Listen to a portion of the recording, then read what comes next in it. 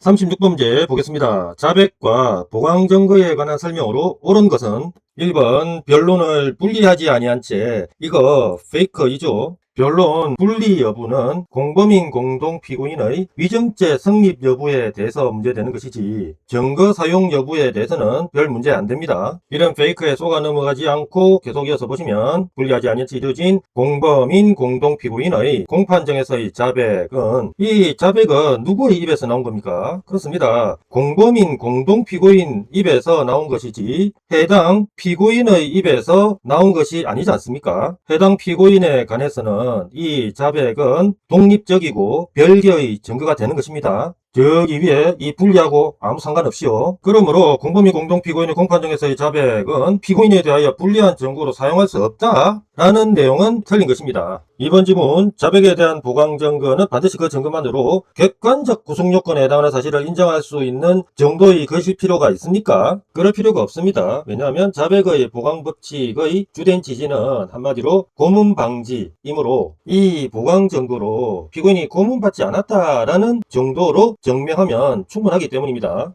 그러므로 이런 정도의 것임을 요하는 것은 아니지만 이 전담부 내용은 옳은 것 같습니다. 피고인의 임의적인 자백 사실이 어디서 많이 보던 문구가 등장합니다. 가공적인 것이 아니고 진실하다고 인정될 정도의 증거로 충분하죠. 이게 바로 피고인은 고문받지 않았다라는 정도의 의미 아닙니까? 그런데 이런 정도의 증거로는 보강 증거 능력이 있다고 할 수 없다라고 되어 있으니까 틀린 것입니다. 3번 지문은 사실상 법조문 내용을 테스트하는 것입니다. 자백의 보강 법칙은 헌법 규정상 정식재판에 적용되도록 되어 있고 그 정식재판이라는 것은 형소법이 직접 적용되는 절차를 말합니다. 근데 여기 적심 절차에 대해서는 적용되는 형소법과는 별도의 적심법이 따로 마련되어 있고 간이공판 절차는 형소법에 규정이 되어 있는 절차로서 형소법이 적용되는 절차이므로 적결심판 절차에 대해서는 자백 보강 법칙이 적용되지 않고 간이공판 절차에 대해서만 자백의 보강 법칙이 적용되는 것입니다. 그러므로 여기 지문에서 자백만 있으면 보강 증거 없이도 유죄 판결을 할 수 있다라는 의미는 자백 보강 법칙이 적용되지 않는다라는 의미니까 적결심판 절차에 대해서는 타당한 내용이지만은 간이공판 절차는 자백 보강 법칙이 적용되기 때문에 타당하지 않은 내용입니다. 그래서 이 지문 내용은 전체적으로 틀린 내용입니다.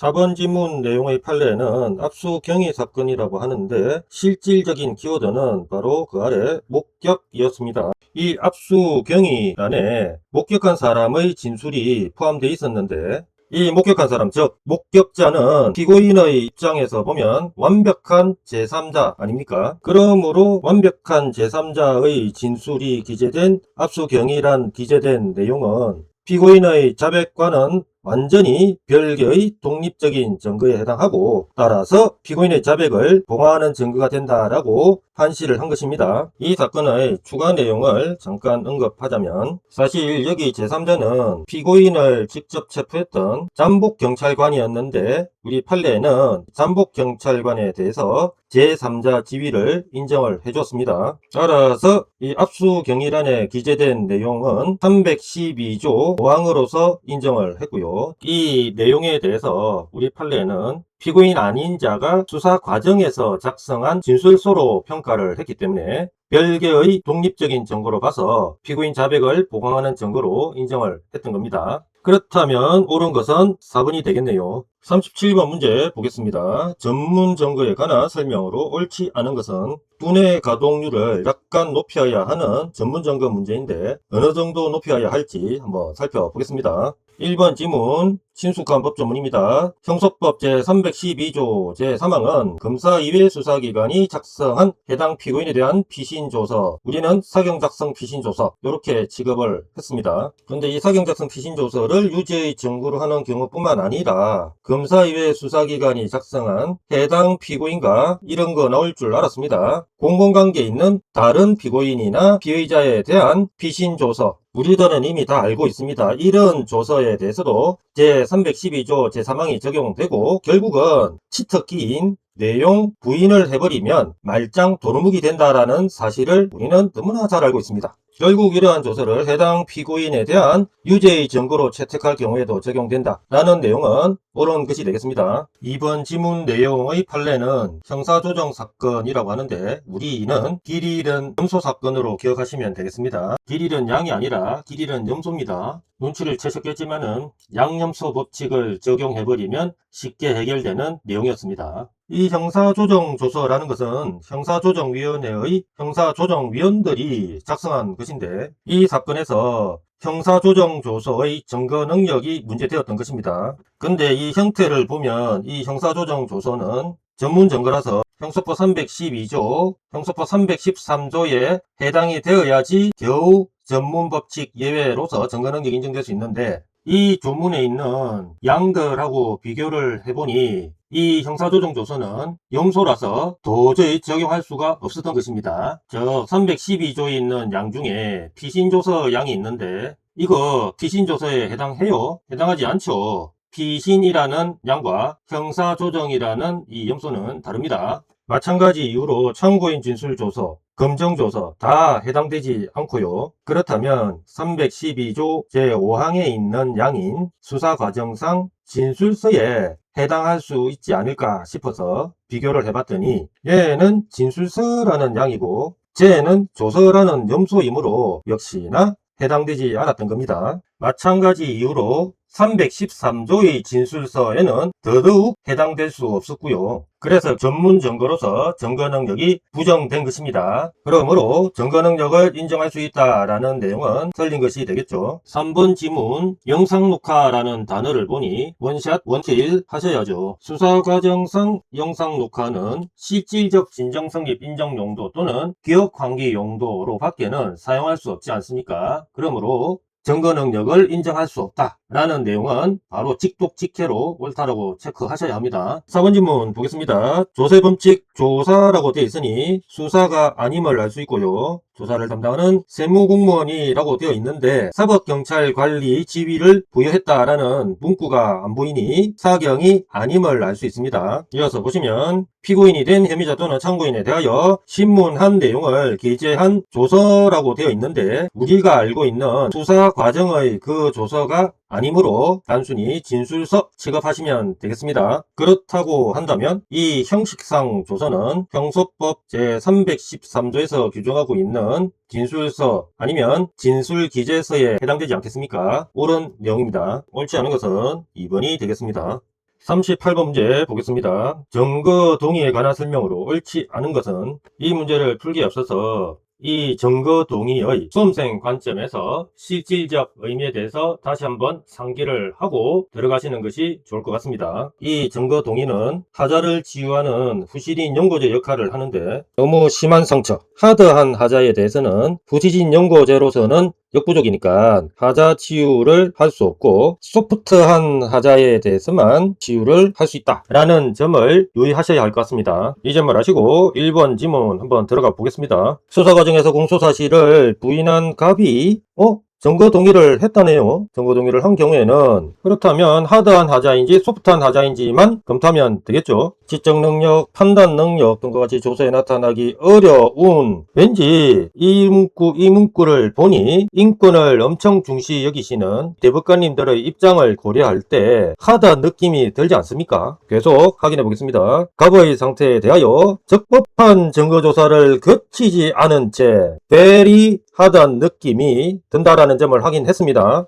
갑의 진술이 기재된 피해자 신문조서 중 일부를 근거로 유죄의 증거로 인정해서는 안 된다라는 내용은 옳은 것입니다. 증거 동의를 해도 하자 치유가 되지 않을 정도로 하드한 것이니까요. 이번 질문 보겠습니다. 피고인이 공판기일에서 공소사실을 부인하였다면 이라고 되어 있네요. 그런데 그 아래 공판조서 일부인 증거 목록에 피고인이 위 검찰 피의자 신문조서에 동의한 것으로 기재, 이 기재는 명백한 오표시라고 하는 겁니다. 착오 기재인 것이죠. 민법에서는 오표시 무효의 원칙이라는 것이 있는데 우리 형소법에서는 오표시 무시의 원칙이 있다라고 생각하시면 됩니다. 이런 명백한 오표시는 무시하시면 됩니다. 결국 피고인은 검찰 피의자 신문조서에 대해서 치트키인 내용 부인을 사용해버렸기 때문에 너무나도 당연하게 검찰 피신조서는 증거 능력이 없게 되는 겁니다. 옳은 내용이었습니다. 3번 질문 보겠습니다. 제1심에서 무죄 판결이 선고되었네요. 근데 무죄 판결 선고되어 검사가 항소한 후 수사기관이 꼼수를 부립니다. 수사기관이 항소심 공판 기일에 정인으로 신청하여 신문할 수 있는 사람을 특별한 사정 없이 왠지 꼼수처럼 보이죠. 미리 수사기관에 공판장 아닙니다.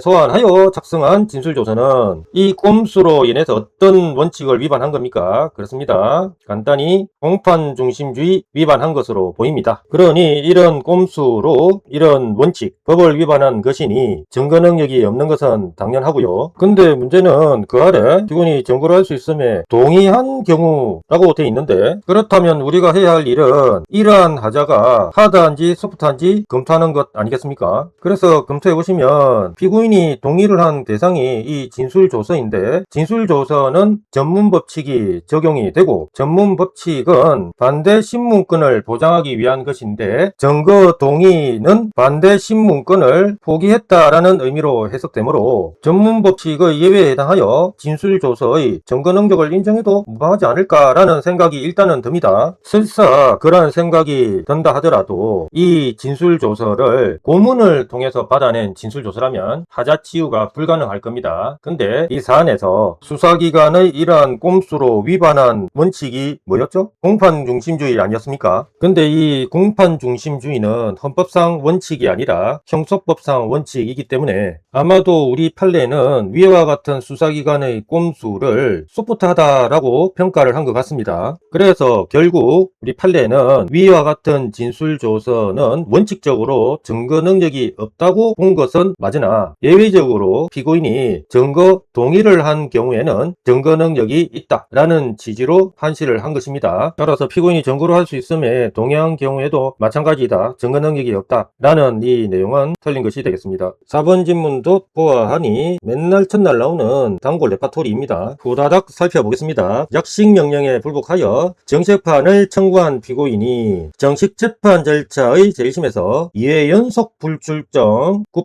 배드인이 뭔가 페널티를 받을 겁니다. 하여 법원이 피고인의 출석 없이 증거조사를 할 수가 있죠. 증거조사를 하는 경우에 형소법 318조 제2항에 따른 피고인의 증거 동의도 간주가 되고요. 이런 페널티를 감수를 해야 안 되겠습니까? 이렇게 배다짓을 했으니 그 이후 당연한 일반론이 나옵니다. 간주의 대상인 증거 동의는 증거조사가 완료되기 전까지 마감 시한 아닙니까? 철회 또는 취소되지 않는 한 피고인 항소심 이미 마감 시한 경과되었습니다. 출석하여 공수사실을 부인하면서 간주된 증거 동의를 철회 또는 취소, 의미 무의미 되겠고요. 이런 철회 또는 취소한다는 의사표시를 하더라도 적법하게 부여된 증거 능력이 상실되는 것은 아니다. 아주 지당하신 옳은 내용이었습니다. 결국 옳지 않은 것은 3번입니다.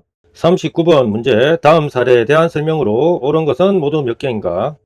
두뇌 건강에 좋은 참신한 문제인 것 같습니다. 사례형 문제이니 정석대로 지문으로 먼저 달려가셔야 할 것 같습니다. 가 지문부터 보겠습니다. 현금 2천만원에 대하여 갑은 뇌물수수죄가, 을은 제3자 뇌물수수죄가 성립한다라고 되어 있는데 과연 그럴지 사례로 올라가 보시겠습니다. 사례로 올라가 보니 현금 2천만원은 즉시 눈에 띕니다. 그리고 시장, 갑, 회장, 을의 정체도 여기에서 엿볼 수가 있겠습니다. 시장인 갑이니까 공무원이 되겠고 후원회 회장인 을이라고 되어 있으니 비공무원 취급하면 되겠습니다. 이 장면에서 바로 본능적으로 33조 본문이 떠오르지 않습니까? 이 두 자는 33조 본문의 적용을 받아 수뢰죄의 공동정범인 자들입니다. 그러므로 가 지문상 갑은 뇌물수수죄 이 부분은 맞는데 을은 제3자 뇌물수수죄 이 부분이 틀린 것이죠. 다음 나지문 살펴보겠습니다. 시가 5천만원 상당의 성룡차에 대하여 을은 소유권 이전 등록을 받지 않아 페이크라는 거 우리 직감합니다. 뇌물에 대한 대법관님들께서 무지 좋아하시는 사실상 나왔습니다. 사실상의 처분권을 획득한 것으로 볼 수 없으므로 벌써 틀렸음을 직감할 수 있죠. 위 성룡차는 뇌물로 인정할 수 없다. 엄청 당연하게 틀렸습니다. 우리가 잘 알고 있는 자동차 뇌물 사건을 떠올리시면 단 1초 만에 풀 수 있는 내용이었는데요. 이 사건 역시 형식보다 가치보다는 실질을 더 중시한 판례로서 공무원이 자동차를 뇌물로 받을 때 형식적으로 등록을 하지 않았다고 하더라도 사실상 처분권을 획득을 했다면 그 자동차 자체를 뇌물로 봐서 수수한 것으로 취급한다라는 취지의 판례였습니다. 그 판례에 따르면은 그냥 읽자마자 직감적으로 틀렸다라고 체크할 수 있겠습니다. 다짐은 보겠습니다. 병은 아까 위 사례에서 살짝 봤는데 정례자임을 알 수 있었습니다. 근데 이 자, 정례자, 병은 제3자 뇌물 교부죄가 성립한다라고 되어 있는데 위 사례에서 제3자가 어디 있습니까? 안 보입니다. 그 후원회장이라는 을은 제3자가 될 수 없죠. 왜냐하면 수뢰죄의 공동 정범이기 때문입니다. 라지문 갑자기 형소법 문제로 전환이 되었습니다. 각각 병이라고 되어 있는데 갑은 수뢰자에 해당하고 병은 정례자에 해당합니다. 형소법 312조 사망이 적용되지 않으므로 페이커이죠. 상황 파악을 위해 잠깐 위 사례로 올라가 보시면 갑은 법정에서 피고인 신문 시 범행일체를 부인하였고라고 되어 있으니까 내용 부인이라는 치트키를 사용하고 있습니다. 반면 병은 이렇게 자백을 했고요. 다시 지문으로 오셔서 병에 대한 사경 작성 피신 조서를 갑에 대한 유죄의 증거로 사용할 수 없다. 이 결론부는 옳은 것이죠. 왜냐하면 우리 판례에 의할 때 당해 피고인에 대해 공범자 피신 조서에 대해서도 제312조 제3항이 적용되기 때문에 이런 당해 피고인이 위와 같이 치트키인 내용을 부인을 해버리면 제312조 제3항이 적용되어 증거 능력이 부정된다라는 취지로 판시하고 있습니다. 따라서 이 지문은 결론부는 옳은 것이나 앞에 이유부의 내용이 틀렸으므로 틀린 내용이 되겠습니다. 막 갑과 병은 함께 재판받게 된다면 이라고 되어 있는데 갑은 수뢰자이고 병은 정례자이기 때문에 필요적 공범 관계로서 공범인 공동 피고인이 됩니다.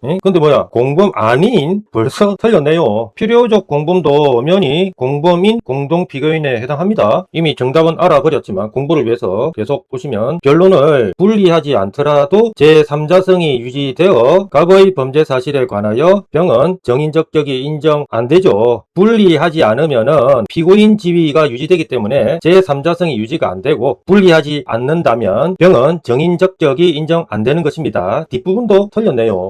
지문 보겠습니다. 갑은 을과 공공관계가 인정되어 그렇죠. 이 두 녀석들은 수뢰죄의 공동정범입니다. 재판을 받는데 을과 소송 절차가 분리된 상태에서 방금 말씀드렸지만은 공범인 공동피고인이라도 이렇게 소송 절차가 분리가 돼버린다면 각각 서로서로에 대해서 정인이 될 수 있는 것입니다. 정인이 되었으니 정언거부권을 고지받았겠죠. 근데 정언거부권을 고지받았음에도 자기의 범죄 사실에 대하여 정언거부권을 행사하지 아니한 채 허위로 진술한 경우라면 너무나 잘 알고 있듯이 그 자식은 위정죄가 성립하는 것입니다. 옳은 내용입니다. 그러므로 결국 옳은 것은 바 한 개이니 정답은 1번이 되겠습니다. 마지막 40번 문제 보겠습니다. 다음 사례에 대한 설명으로 옳은 것은 모두 몇 개인가 멋지게 피날레를 한번 장식해 보시죠. 1번 사례는 딱 보아하니 진부한 사건과 참신한 사건을 섞어 놓은 내용 같고요. 2번 사례에는 왠지 모를 눈에 익은 키워드들이 보입니다. 사망, 오인, 자살, 가장, 은폐, 그리고 던져, 이런 키워드들로 추측을 해보았을 때 이 사례는 그 유명한 전설적인 낙산비치 호텔 사건을 중심으로 각색한 내용인 것 같습니다. 가지문부터 한번 살펴보겠습니다. 가지문은 우리가 너무나 잘 알고 있는 소극적 신분 사건의 대표적 케이스인 치과기공사 사건을 떠올리시면 정광석화처럼 풀 수 있는 내용이었습니다. 이미 정답은 알아버렸지만은 그래도 공부를 위해서 위 사례 한번 검토하러 올라가 보겠습니다. 사례에 이렇게 돼 있네요. 치과의사 면허가 없는 치과기공사가 비의사이고요. 치과의사을 당연히 의사입니다. 의 지시에 따라 이 지시는 교사의 의미라고 했고요. 을의 병원에서 수년간 치과 환자들을 대상으로 단독으로 이런 진료 행위를 해왔다라고 되어 있으니 사례로 돌아오셔서 한번 확인을 해보겠습니다. 이래서 갑 비의사에게 성립하는 무면허 의료 행위에 있어서 소극적 신분을 가진 을 의사는 무면허 의료행위의 교사범이 성립한다 라는 내용은 그래서 옳은 것이었습니다. 보충해서 말씀드리면 이런 소극적 신분 사건은 적극적 신분이 아니기 때문에 33조가 절대로 적용될 수 없는 구조이고, 이러한 경우 의사가 처벌되는 이유는 비의사의 불법에 종속되기 때문이다 라고 이해하시면 충분할 것 같습니다. 다음 나지문 보겠습니다. 이에서 병은 야간주거 침입 절도죄가 성립한다 라고 되어 있는데 위 사례로 올라가서 한번 확인을 해봐야 할 것 같습니다. 병의 행위가 여기에서 포착이 됩니다. 23시경 야간임을 알 수 있고요. 병은 을의 아파트 베란다 문을 통해 들어가서 이 행위가 주거 침입에 해당할 것 같은데, 아시는 바와 같이 야침절이 성립되기 위해서는 바로 이 시점, 즉 야간 주거 침입 시점에 절도 고의가 있어야 하지 않습니까? 근데 아무리 봐도 절도 고의가 이 시점에 있다라는 문구는 안 보입니다. 근데 절도라는 말이 왜 났을까요? 한번 확인하기 위해서 계속 보겠습니다. 들어가서 상해 고의로 을에게 여러 차례 주먹을 휘둘러 을이 쓰러지자 을이 사망한 것으로 오인하였다. 병은 을이 자살한 것처럼 가정하여 자신의 행위를 은폐하기 위해 을을 어깨에 들쳤고 나오다가 우연히 현관에서 명품 시계를 발견하여 이를 주머니에 넣었는데, 이 장면 때문에 절도라는 표현이 들어간 것 같습니다. 하지만 우리는 우연이라는 단어에서 야간 주거 침입할 때 절도 고의가 없었음을 알 수 있습니다. 절도 고의는 바로 이 시점에서 발생한 것이죠. 그러므로 지문으로 돌아오셔서 병은 야간 주거 침입 절도죄가 성립한다 라는 내용은 틀렸음을 알 수 있습니다. 다음 지문 보겠습니다. 이에서 병에게는 포괄하여 단일의 살인죄가 성립한다 라는 이 내용을 보자마자 눈치 빠르신 분들은 X라고 원샷 원킬 체크하셨을 것 같습니다. 왜냐면 물론 낙선비치 호텔 사건의 제1키워드인 베란다라는 단어는 빠져있지만은 아까 살펴본 위와 같은 키워드로 인해서 충분히 낙선비치 호텔 사건임을 직감할 수 있고요. 게다가 판례는 위에 상해의 고의라는 것을 명시하지 않았는데 출제 교수님께서 이렇게 상해의 고의를 명시함으로 해서 보다 쉽게 낙산비치 호텔 사건을 떠올릴 수가 있었기 때문입니다. 즉 포괄하여 단일의 상해치사죄가 아니라 포괄하여 단일의 살인죄라고 되어 있으니까 뭔가 어색함을 느낄 수가 있었겠죠. 물론 그 낙산비치 호텔 사건임을 간파하지 못하신 분들도 이 위에 있는 친절한 출제 교수님께서 제시해 주신 상해의 고의라는 문구를 통해서 상해 고의가 있으면 살인죄가 성립할 수 없으므로 살인죄가 성립한다라는 이 지문 내용이 틀렸다라는 점을 어렵지 않게 알 수 있었을 것 같습니다. 지문 보겠습니다. 이 지문은 사례 1에서 A의 참여 행위가 적법한지 부적법한지를 묻는 것이니 위 사례로 올라가서 A가 누구인지 무슨 짓을 했는지 한번 확인을 해봐야 할 것 같습니다. A가 누굽니까? 생명보험협회 소속 치과위생사라고 되어 있습니다. 즉시 A는 사경이 아님을 알 수 있고요. 또한 생명보험협회 소속이라고 하는데 생명보험협회에서는 일반적으로 이런 의사들의 보험 사기를 예방하기 위한 업무를 처리하는 곳 아닌가요? 그러므로 이 A는 이 의사와 이해가 상반된다라고 볼 수도 있습니다. 그리고 A가 한 짓을 살펴보면 P는 사경은 A에게 휴대전화를 주고 각각 을이 사용하던 책상 서랍과 그 내용물 촬영, 이거 사경이 해야 되는 거 아닌가요? 병원 환자 대기실 바닥에 펼쳐진 압수 대상물 분류, 이것도 사경이 해야 될 것 같은데 병원에 설치된 간호사 PC 탐색, 이것도 사경이 해야 할 것 같고 환자 엑스레이 사진이 부착된 진료기록부 확인, 이렇게 민감 정보가 포함된 이런 진료기록부 확인 같은 경우도 사경이 해야 될 것 같습니다. 위와 같은 A의 신분, A의 행위들을 살펴보니 위법 냄새가 납니까? 적법 냄새가 납니까? 위법 냄새가 납니다. 이 점을 아시고 아래 지문으로 다시 가보겠습니다. 지문을 살펴보시면 A의 참여행위는 압수수색이 필요한 단순한이었습니까? 그렇지 않았습니다. 사경이 해야 할 일을 A가 다 하고 있었습니다. 단순한 기술적 사실적 보조행위로서 아니었고요. 제3자의 집행조력이 정당화될 수 있는 예외적인 경우 아니었습니다. 그러므로 이는 적법하다라는 내용은 틀린 것이 되겠습니다. 참고로 제3자인 A의 압수수색 참여 행위가 적법하려면 사경으로서는 도저히 할 수 없는 그런 정도의 일을 했었을 있어야 합니다. 근데 아까 얘가 했던 일 보면 사경이 해야 하고 사경이 충분히 할 수 있는 일이었지 않습니까? 그래서 적법할 수 없었던 것이죠. 지문은 위 사례 볼 필요도 없이 지문 자체로 쉽게 풀 수 있는 내용이었습니다. 포괄일제는 사실상 실경 범죄들을 묶어놓은 것이다 라는 점을 알고 계신다면 쉽게 풀 수 있었죠. 살펴보겠습니다. 검사가 병을 상습절도죄 포괄일제이고요 로 기소하였는데 총 8회의 절도 중에 3회의 절도 사실에 대해서는 병의 자백 외에 보강 증거가 없더라도 아니 됩니다. 방금 말씀드렸지만 이 포괄일제는 각 실경 범죄들을 묶어놓은 것이기 때문에 각 포괄일제를 이루는 이런 실경 범죄 사실에 대해서는 각각 따로따로 보강 증거가 필요하다라는 것이 우리 판례의 입장이었습니다. 그러므로 3회의 절도 사실에 대해서는 자백 외에 보강 증거가 없다면 자백 보강 법칙으로 인해서 3회의 절도 사실에 대해서는 유죄 판결을 할 수가 없는 것입니다. 따라서 법원은 전체 8회의 절도행위 전부에 대하여 유죄 판결할 수 있다라는 내용은 틀린 것입니다. 그렇다면 옳은 것은 각 한 개, 정답은 1번이 되겠습니다.